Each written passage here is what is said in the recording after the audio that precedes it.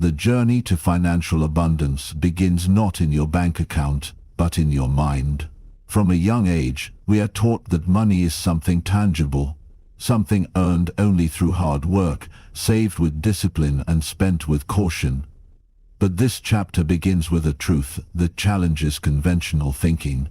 Money is not just a physical object or a number in a digital account. It is a form of energy. Everything in the universe is energy vibrating at different frequencies, and money is no different. This means that money responds to the energy we emit through our thoughts, emotions, beliefs, and behaviors. If you believe deep down that money is scarce, difficult to earn, or even dangerous, you will subconsciously behave in ways that repel it. Your mind is the filter through which you perceive and create your financial reality, and it works tirelessly to prove your beliefs right, whether those beliefs are helpful or harmful. People often fail to realize that their financial circumstances are a mirror of their internal programming. If someone is constantly worried about bills, stressed over expenses, or feels guilty about wanting wealth, it's not just the numbers causing the stress, it's the mindset. When your dominant thoughts revolve around fear, scarcity, or unworthiness, you unconsciously emit a frequency that attracts more of the same. The most powerful shift happens when you begin to view money not as a goal, but as a reflection. It reflects your relationship with yourself, your level of self-worth, and your belief in what you're capable of receiving. Instead of chasing money, you start aligning with it. You start to understand that wealth is not something to fight for. It is something to become receptive to. This doesn't mean you don't work or take action, that it means the quality of your thoughts and emotions influence the results of your actions. Two people can take the same action: start a business, apply for a job, launch a product, but get drastically different results based on the beliefs they hold and the energy they bring into those efforts. One might attract success and opportunities with ease, while the other struggles endlessly, not because they lack talent, but because they lack alignment. The first step to shifting your mindset is awareness. You must observe your automatic thoughts about money and ask where they came from. Most of them were implanted during childhood, when you heard adults argue about money or make statements like, "We can't afford that," or "Money doesn't grow on trees." These statements settled deep into your subconscious, where they've quietly dictated your reality ever since. Transformation begins when you replace these outdated, fear-based beliefs with empowering ones. When you start affirming that money flows to you easily and that you are worthy of abundance, you begin to emit a new frequency. This shift won't happen overnight, but with consistency and emotional involvement, your brain starts to build new neural pathways. Over time, these new beliefs become automatic, and your financial life begins to change. As the subconscious.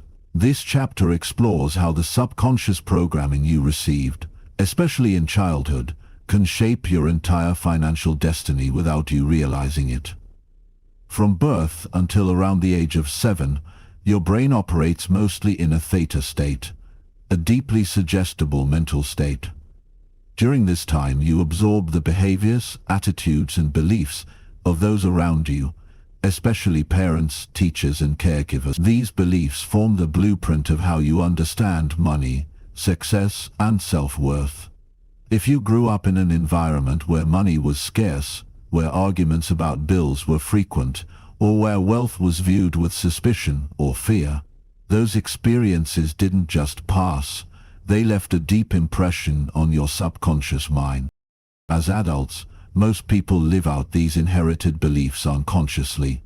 They find themselves repeating the same financial patterns their parents did: overspending, under-earning, attracting debt, or sabotaging success. The irony is that they may work harder, study more, or try to save diligently, but without changing the underlying program, the results remain frustratingly the same. It's like trying to run new software on an outdated system. It crashes every time. The good news is that the subconscious mind, though powerful, is not fixed. It can be reprogrammed. But not by force or logic alone. Change happens through repetition, emotional impact, and conscious choice. If you want to change your financial reality, you must first change the internal narrative you have about money. That begins with identifying the hidden beliefs you absorbed and questioning whether they still serve you. This chapter reveals that many people carry shame, guilt, or fear around the idea of having more.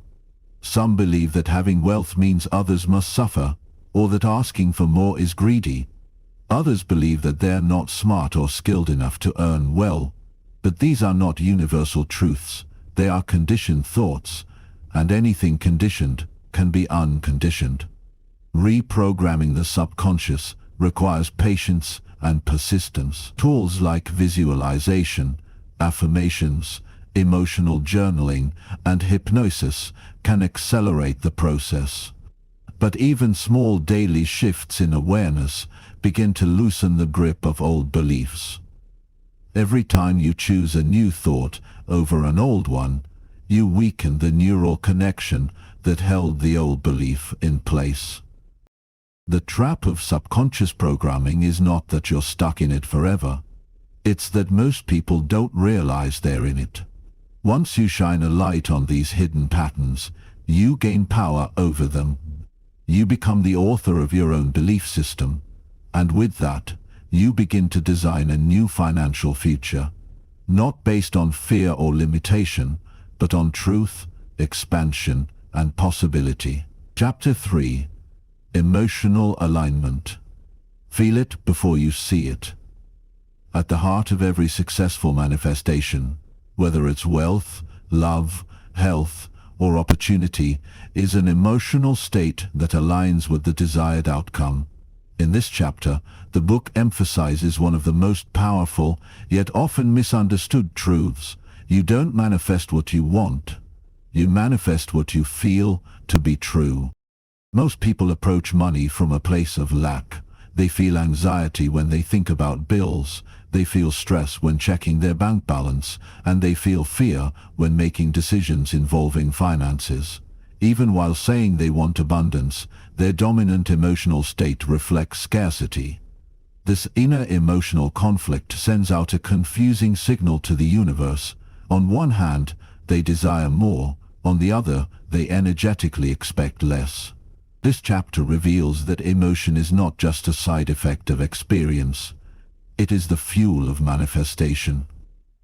When you consistently feel wealthy, safe, and empowered, regardless of your current reality, you begin to broadcast a frequency that attracts financial alignment. But this shift isn't about pretending. It's about cultivating an inner state that matches your intentions. The book explains that feelings are far more powerful than thoughts alone. A thought can plant a seed, but only a feeling can water it. If you say, "I am rich," but feel fear or doubt as you say it, the emotional vibration overrides the words.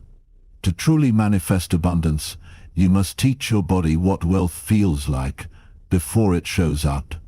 One of the most transformative practices introduced in this chapter is emotional rehearsal. This is the daily habit of intentionally entering the emotional state of the life you want to live.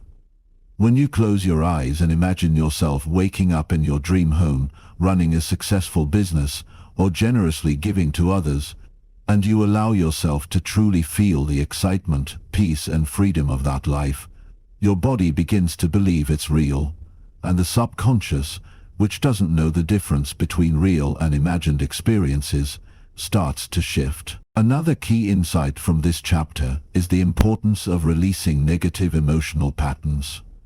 If your nervous system is stuck in survival mode, constantly alert, anxious, or doubtful, it becomes difficult to hold the emotional frequency of abundance. That's why emotional healing is essential. Forgiveness, self-compassion, and nervous system regulation through breathwork, meditation, or somatic practices help create a stable foundation for manifestation. When you change how you feel about money, your relationship with it transforms. You begin to approach financial decisions with clarity and calm. You see opportunities where you once saw limitations, and you become more magnetic to ideas, people, and circumstances that support your financial growth. Ultimately, emotional alignment is not about faking good feelings.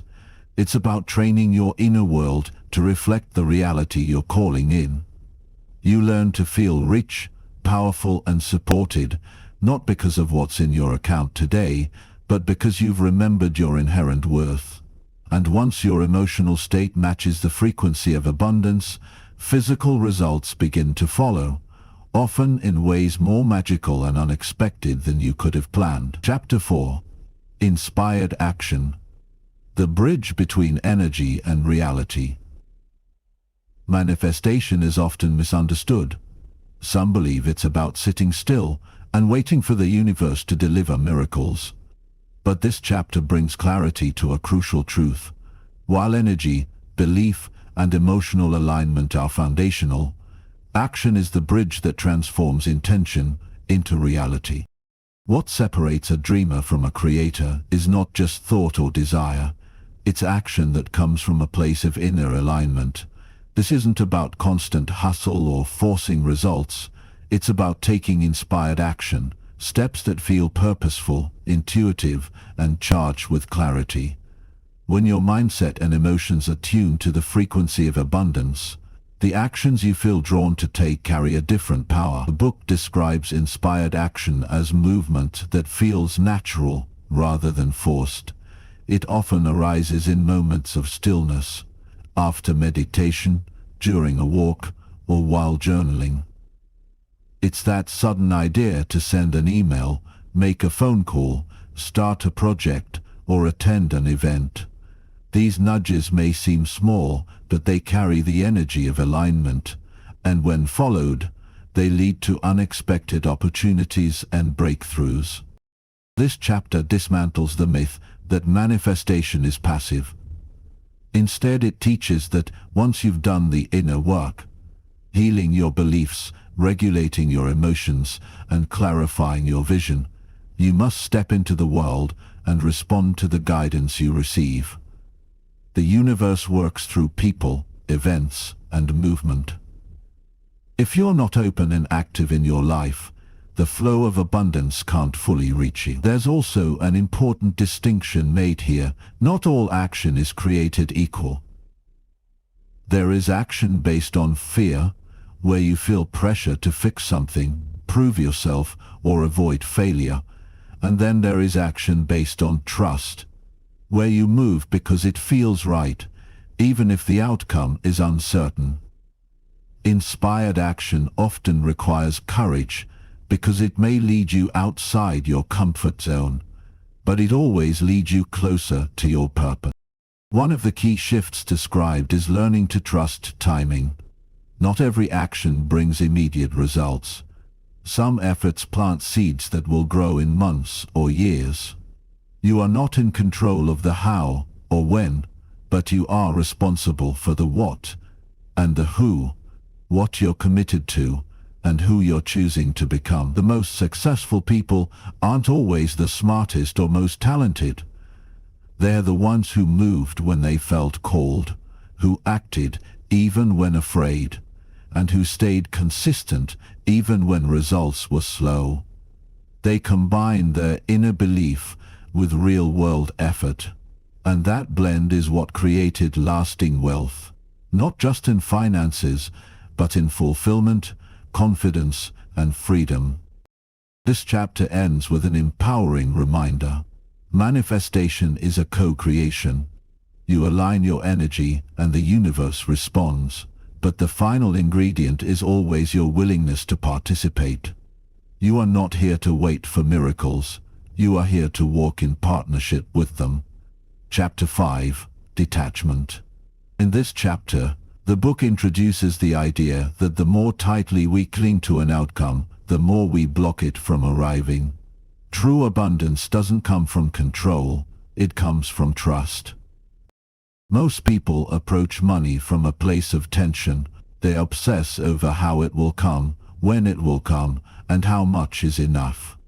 Even while practicing affirmations, visualizations, and positive thinking, they carry an undercurrent of desperation.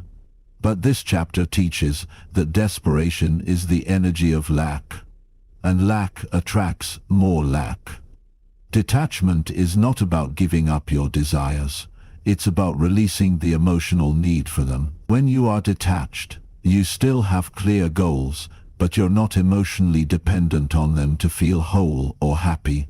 You understand that your worth is not tied to whether something manifests today, tomorrow, or a year from now. You live in peace before the outcome arrives. And that emotional freedom creates the space for miracles. This chapter also challenges the idea that more effort always equals more results. In truth, aligned action is effective only when it's supported by surrender. When you trust the process, you stop overthinking, stop trying to force results, and start allowing life to work through you. You become open to unexpected solutions, new opportunities, and divine timing. Detachment also transforms your relationship with rejection, failure, and uncertainty. You no longer see delays as signs of defeat. Instead, you understand they are sometimes redirections, protecting you, teaching you, or preparing you for something greater. When you're no longer controlled by outcomes, you're free to pursue your goals from a place of joy, curiosity. The book emphasizes that detachment doesn't mean becoming passive or indifferent.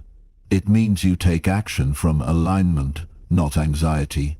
You show up fully, but you release the need to control the results. This inner shift is what keeps your energy clean, your heart open, and your mind clear. There's also a deep emotional component to this practice. Detachment requires healing the part of you that equates results with self-worth. It asks you to become emotionally self-sufficient, to feel worthy, safe, and loved, regardless of what's happening outside of you. And ironically, the more you live in that state of inner security, the faster the external world reflects it back. This chapter ends with the message that letting go is not loss, it's liberation. You don't stop caring, you simply stop fearing. You learn to hold your vision lightly but firmly, like a bird in your hand, allowing it to fly, knowing it will return, in its own time, in its own way, or in an even better form. How to apply this chapter in your life? To truly benefit from the teachings of detachment and create lasting abundance, it's essential to shift your internal relationship with outcomes, control, and trust.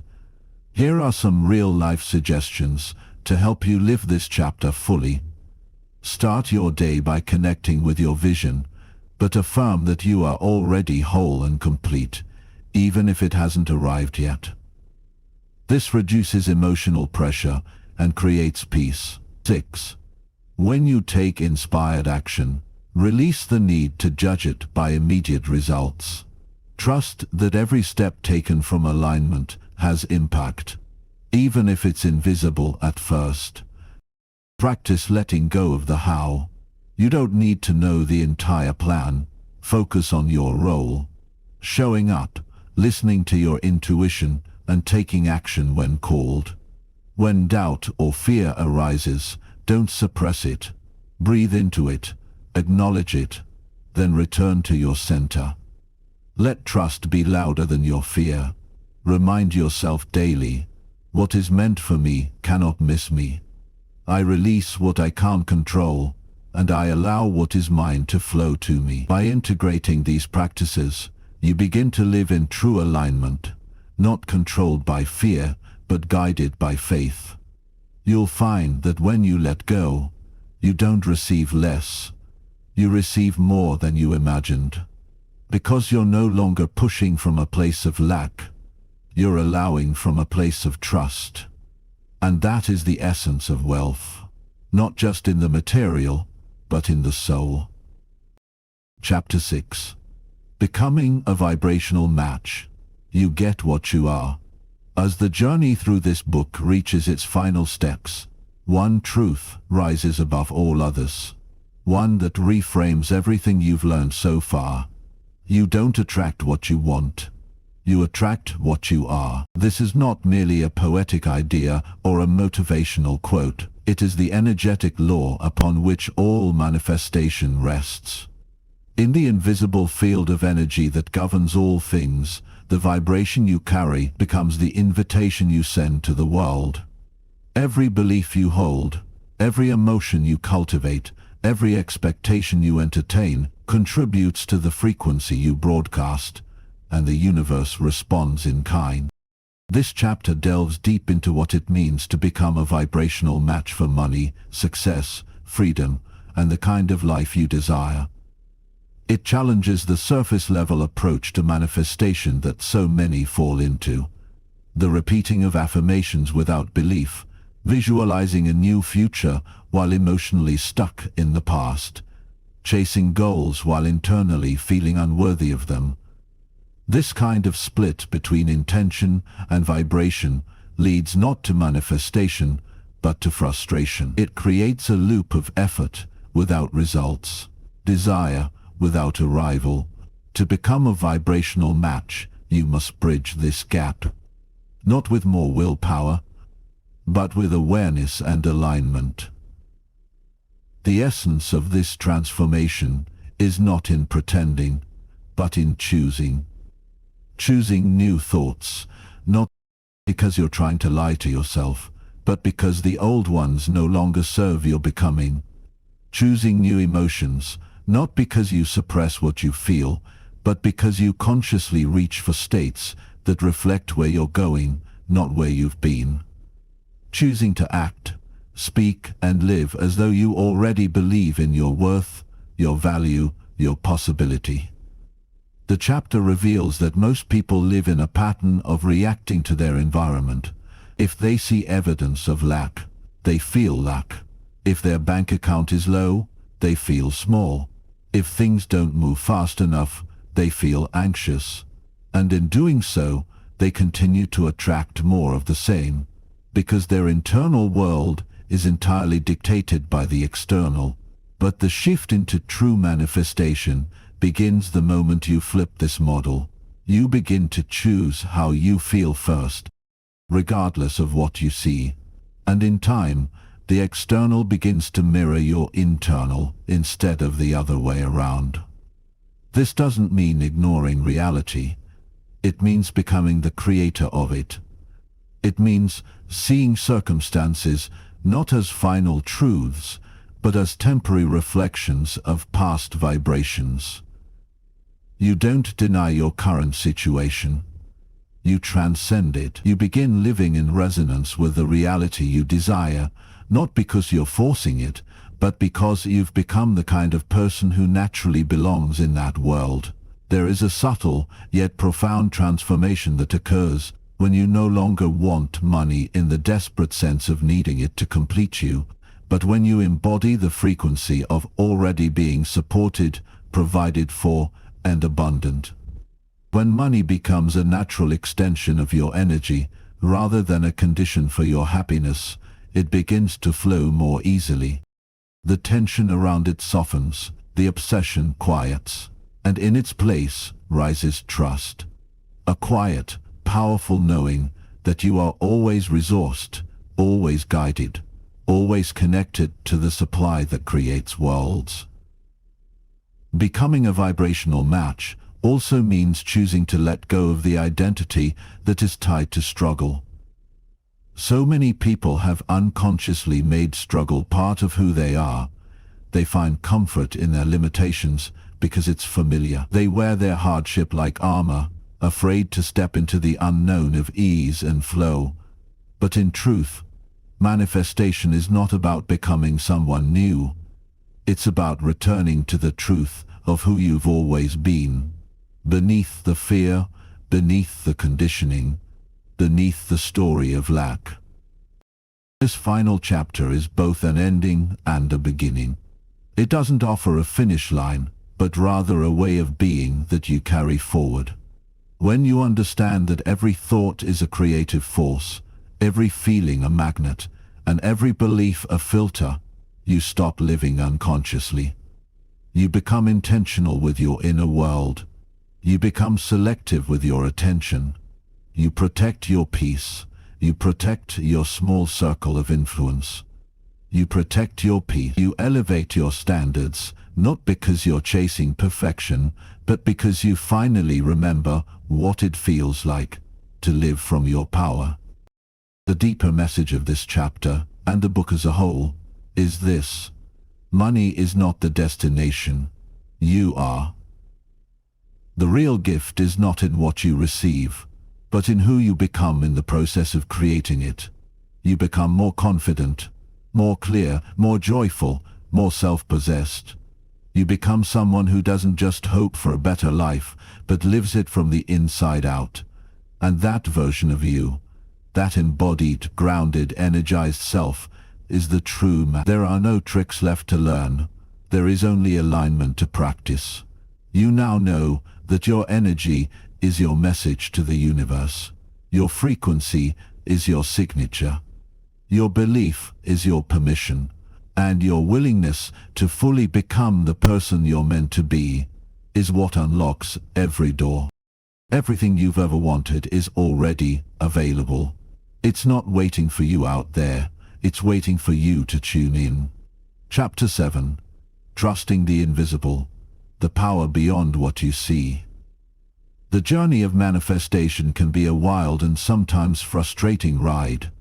You may have started with clarity, vibrancy, and a sense of purpose, but as time goes on, the magic can seem to fade. The excitement of setting a goal and visualizing your dream can be replaced with doubt, impatience, and uncertainty. In the face of obstacles or delays, it's easy to lose sight of why you began this journey in the first place. But there is one principle that, if understood deeply, can transform everything. The principle of trusting the invisible. When most people hear the word trust, they think of something external. Trusting someone else, trusting the process, trusting that things will eventually work out.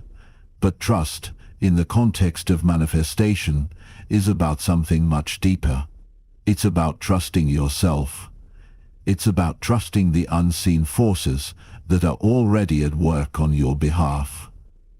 It's about believing that everything is unfolding in perfect timing, even when the evidence doesn't yet show up in your external world. Trusting the invisible isn't something that can be figured out with logic.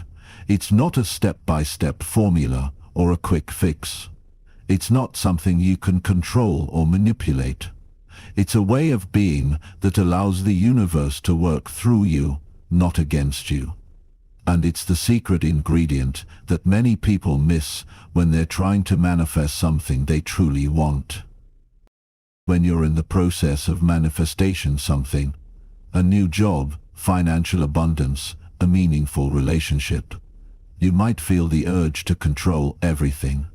You might try to force things to happen or constantly check the progress of your manifestations. You might ask yourself, why isn't it happening faster? Why haven't I seen any results yet? But this kind of anxious, overactive mindset is the very thing that blocks your manifestation. Manifestation at its core is about alignment.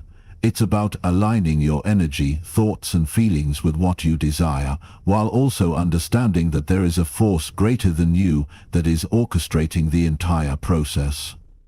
This force is the invisible energy that is constantly at work, making things come together in ways you can't yet understand. And trusting this force is what allows the manifestation to flow into your life. One of the most powerful lessons this chapter offers is the truth that the universe operates on its own timeline.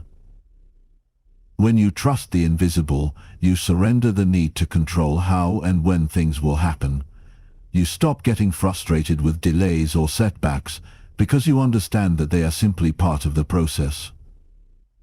Sometimes, what seems like a delay is actually a divine redirection, a sign that the universe is clearing the path for something greater, something better. This chapter reveals that manifestation is not about forcing the outcome or trying to rush the process.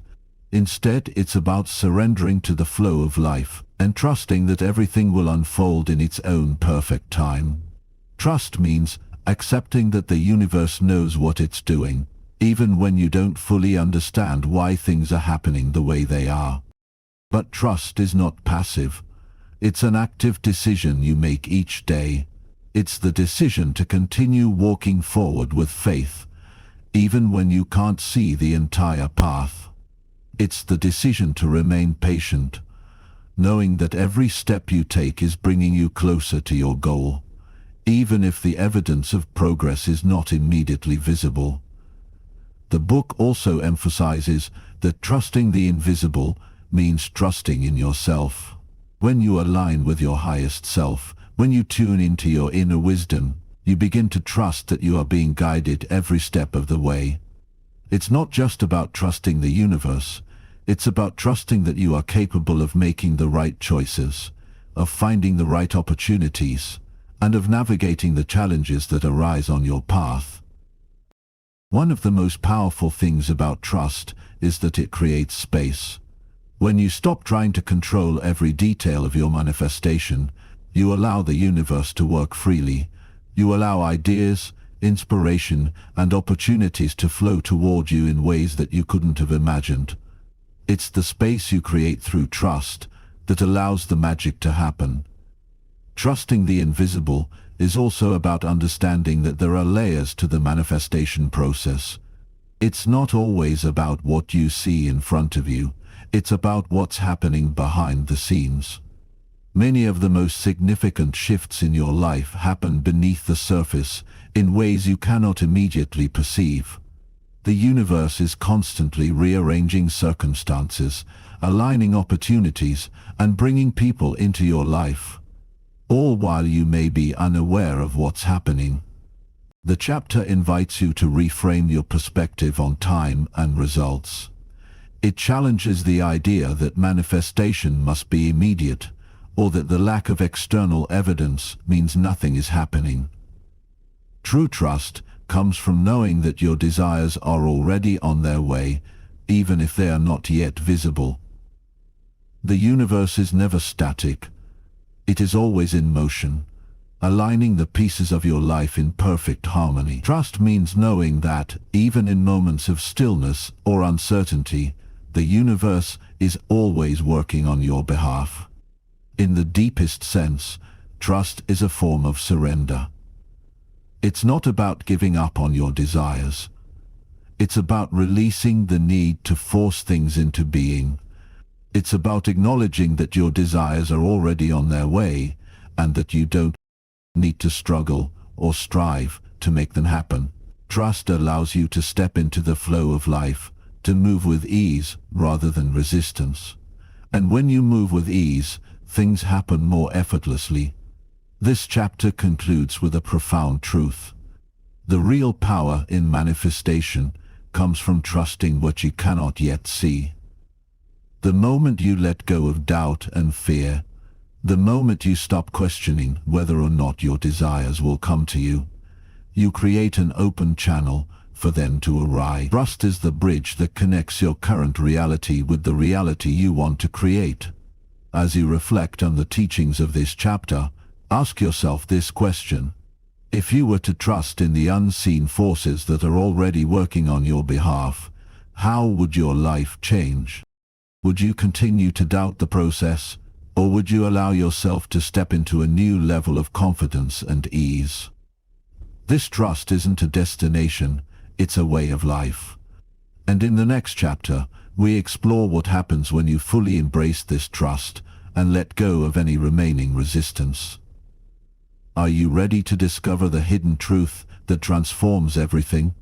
What if the key to unlocking your dreams lies in something you've been overlooking all along? Chapter 8. The law of detachment. Letting go to receive. In the world of manifestation there is a paradox. The more you desire something, the more you must let go of it. The law of detachment is one of the most powerful yet misunderstood principles in the realm of attracting abundance. It's the law that teaches us how to manifest, not by desperately holding on to our desires, but by allowing them to come to us naturally as a result of our faith, alignment, and trust in the process. This chapter takes a deep dive into this law, showing that the key to true manifestation is not in clinging to our desires, but in releasing our attachment to how and when they will show up. It's a shift from a state of lack to a state of wholeness, the understanding that you are already complete, and what you seek is simply an extension of your already abundant life. The concept of detachment is often misunderstood. It doesn't mean you stop wanting your desires, nor does it mean you stop working toward them. Instead, it means that you let go of the need for them to manifest in a specific way or on a particular timeline. You let go of the fear that if you don't achieve them right away, you'll be incomplete or that they will somehow elude you.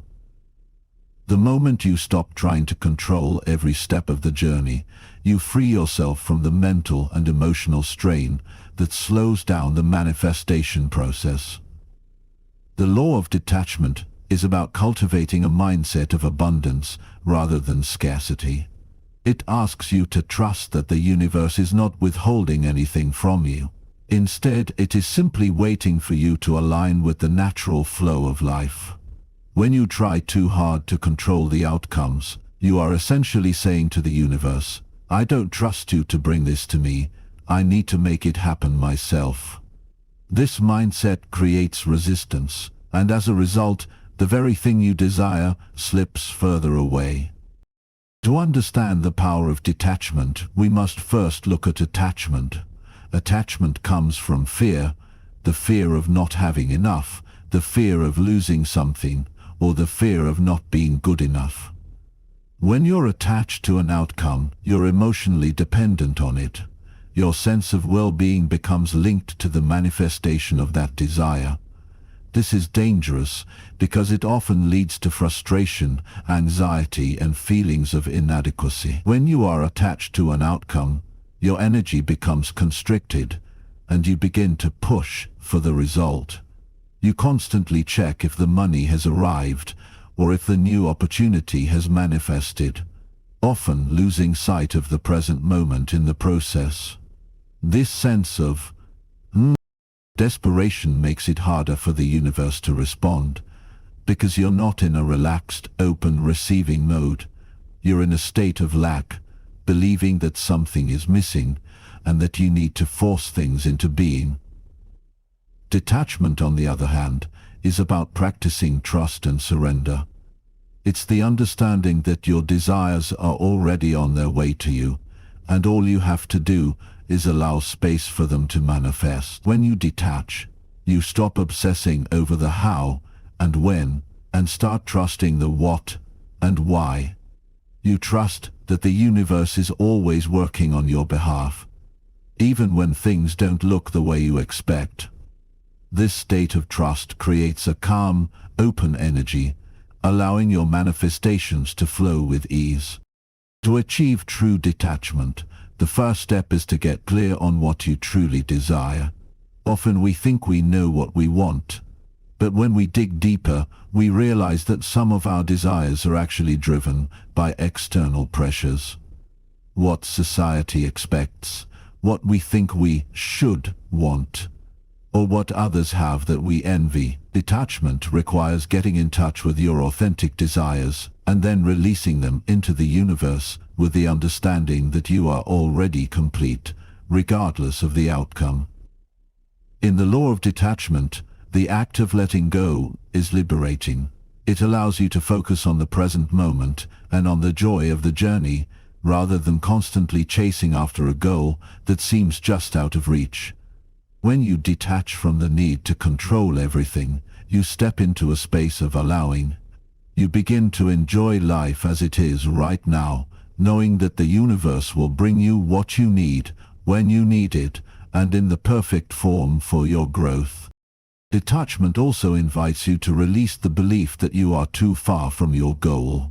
So often, we think that if we haven't achieved something by a certain age or stage of life, then it's too late, or it will never happen.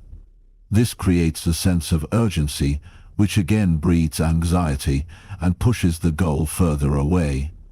Detachment asks you to release that pressure, knowing that your manifestation is a natural extension of who you are becoming, and that there is no right time. Time as we know it is a human construct, and the universe operates outside of it. What is meant for you will never miss you, and you are exactly where you need to be. In this chapter, the idea of non-attachment is explored as a tool for living a peaceful and abundant life. Non-attachment doesn't mean that you don't care about your desires or dreams. It means that you are no longer emotionally attached to them in such a way that they determine your happiness. You can still want things, you can still desire to grow, to evolve, and to succeed, but your sense of peace, joy, and fulfillment comes from within, not from the external manifestation. And when you reach that state of inner peace, you become a magnet for everything you desire.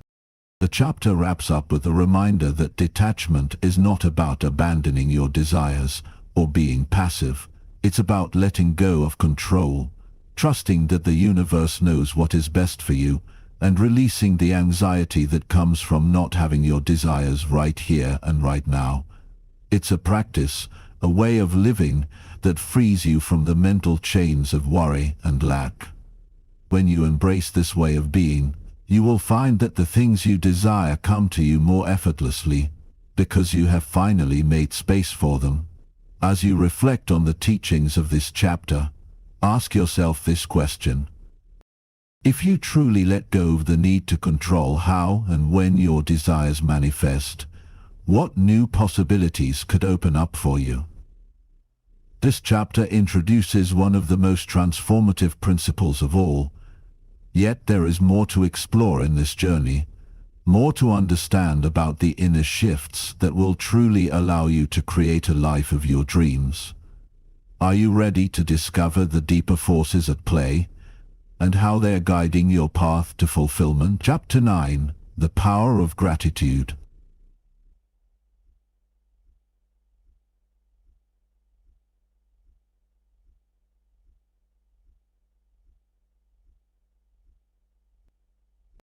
Gratitude is more than a feeling of appreciation. It is a force. It is the foundation of all abundance, the vibration that transforms our energy from a state of lack to a state of infinite potential. In this chapter, we explore the extraordinary power of gratitude, not just as a practice, but as a mindset, one that can directly influence the way you manifest your desires. Most people think of gratitude as something to practice only when things are going well, when the money arrives, when the job materializes, when the relationships are harmonious. But true manifestation is rooted in the practice of gratitude before you receive what you want. It's about acknowledging the abundance that is already present in your life, no matter how small. And Chapter 10: The Art of Allowing. Stepping into your power and manifesting effortlessly. As you stand at the threshold of the final chapter, it's time to integrate all that you've learned into a powerful, coherent practice. Manifestation is not a series of isolated actions, but an art, a dance between desire, belief, trust, detachment, and gratitude. The art of allowing is the culmination of all the principles you've explored thus far. It's about allowing your dreams to unfold naturally and effortlessly, without forcing or struggling against the current of life. In this chapter, we dive into the power of allowing, the crucial step that shifts manifestation from a struggle to a joyful and effortless experience. Many people find themselves stuck in the cycle of pushing, striving, and chasing after what they want. They're constantly working harder and harder, convinced that they must do more, be more, and try harder in order to manifest their desires. But the truth is, the harder you push, the more you resist. True manifestation is about stepping into a state of allowing, where you create the conditions for your desires to flow into your life with ease. The art of allowing is not about being passive or inactive. Rather, it is about aligning your thoughts, feelings, and actions with your desires, and then stepping back to allow the universe to work in perfect harmony with you. It's about trusting that the right people, opportunities, and circumstances will show up at the right time, and releasing the need to control every detail of the process. When you allow, you are in harmony with the universe, moving with it rather than against it. Think of manifestation like planting a seed. When you plant a seed in the ground, you don't dig it up every day to see if it's growing. You trust that, in time, the seed will sprout, grow, and bloom into what you've planted it to be. The same principle applies to your desires. You plant them through your thoughts, intentions, and actions, and then you step back, trust the process, and allow them to come into fruition naturally. The universe, like the soil, will take care of the details, and all you have to do is allow it to happen. One of the biggest misconceptions about manifestation is that you need to constantly do something. The reality is that the most effective manifestation happens when you allow your desires to come to you. Doing too much, trying too hard, or overanalyzing the process will only create resistance. This resistance comes from fear, doubt, and the belief that you don't deserve what you want, or that you have to work endlessly to earn it. The art of allowing, on the other hand, is about trusting that what you desire is already yours, and that you are worthy of receiving it. A key part of allowing is knowing when to take action and when to rest in trust. Many people make the mistake of thinking that allowing means doing nothing. This is not the case. The art of allowing involves recognizing when the time is right to take inspired action, action that feels effortless and aligned with your desires.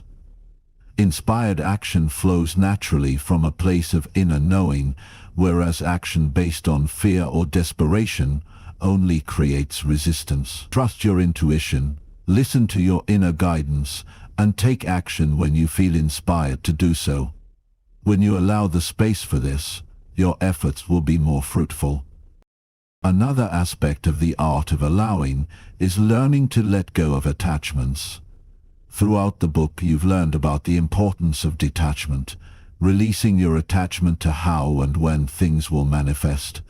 Allowing goes hand in hand with this principle.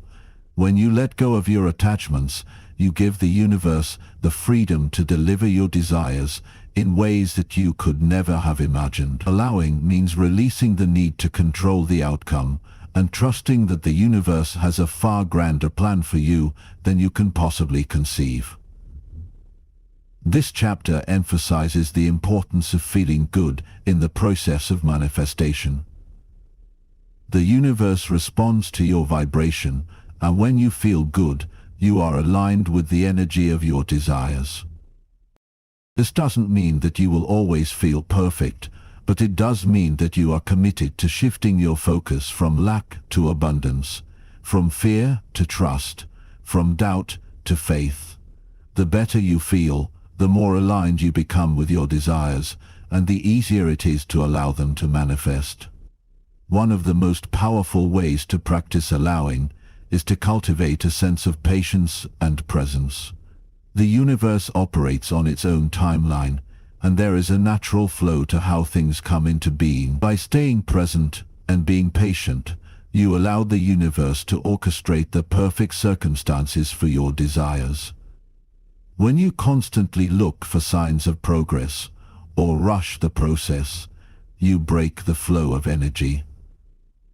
Allowing means trusting that what is meant for you is already on its way and will arrive in perfect timing.